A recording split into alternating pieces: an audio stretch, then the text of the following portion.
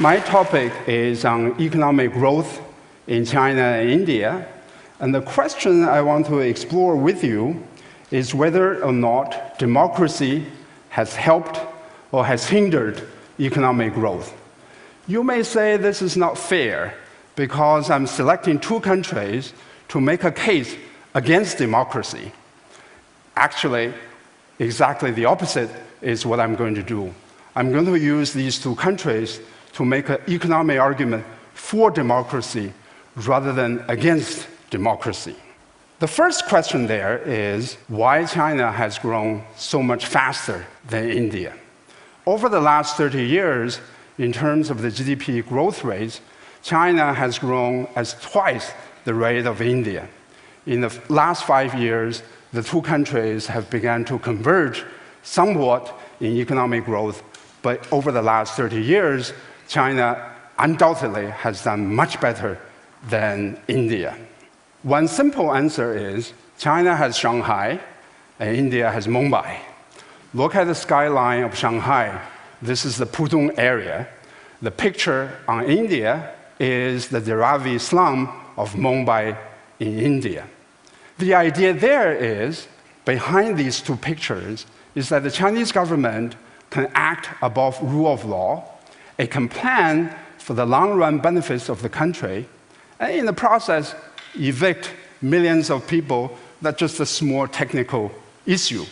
Whereas in India, you cannot do that because you have to listen to the public. You are being constrained by the public opinions. Even Prime Minister Manmohan Singh agrees with that view. In an interview printed in Financial Press of India, he said that he wants to make Mumbai another Shanghai. This is an Oxford-trained economist steeped in humanistic values, and yet he agrees with the high-pressure tactics of Shanghai.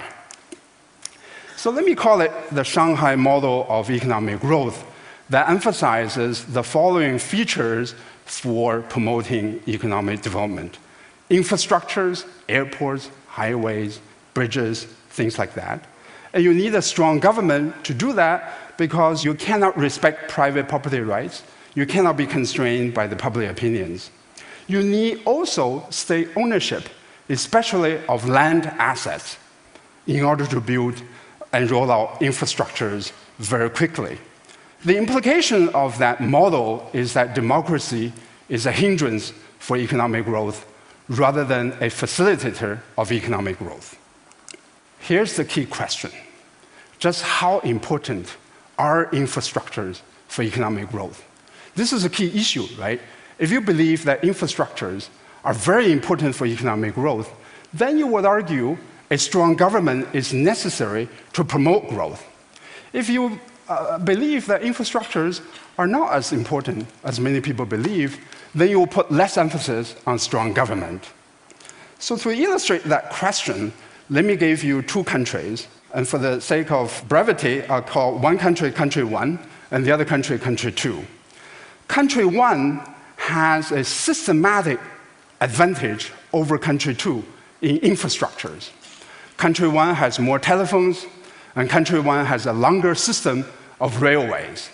So if I were to ask you which is China and which is India, and which country has grown faster, if you believe in the infrastructure view, then you would say Country 1 must be China. It must have done better in terms of economic growth, and Country 2 possibly is India. Actually, the country that with more telephones is Soviet Union. And the data refer to 1989. After the country reported a very impressive statistics on telephones, the country collapsed. Right? That's not too good. The picture there is Khrushchev. I know that in 1989, he no longer ruled the Soviet Union, but that's the best picture that I can find. Right? Telephones, infrastructures do not guarantee you economic growth. Country 2 that has fewer telephones is China. Since 1989, the country has performed at a double-digit rate every year for the last 20 years.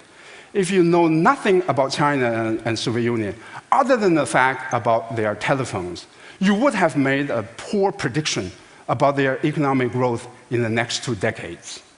Country one that has a longer system of railways is actually India, and country two is China. This is a very little-known fact about the two countries.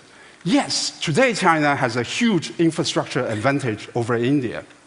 But for many years, until the late 1990s, China had an infrastructure disadvantage vis-à-vis India. In developing countries, the most common mode of transportation is the railways. And the British built a lot of railways in India. India is a smaller of the two countries, and yet it has a longer system of the railways until the late 1990s. So clearly, infrastructure doesn't explain why China did better before the late 1990s as compared with India. In fact, if you look at the evidence worldwide, the evidence is more supportive of the view that the infrastructures are actually the result of economic growth. Economy grows, government accumulates more resources, and the government can invest in infrastructures, rather than infrastructures being a cause for economic growth. And this is clearly the story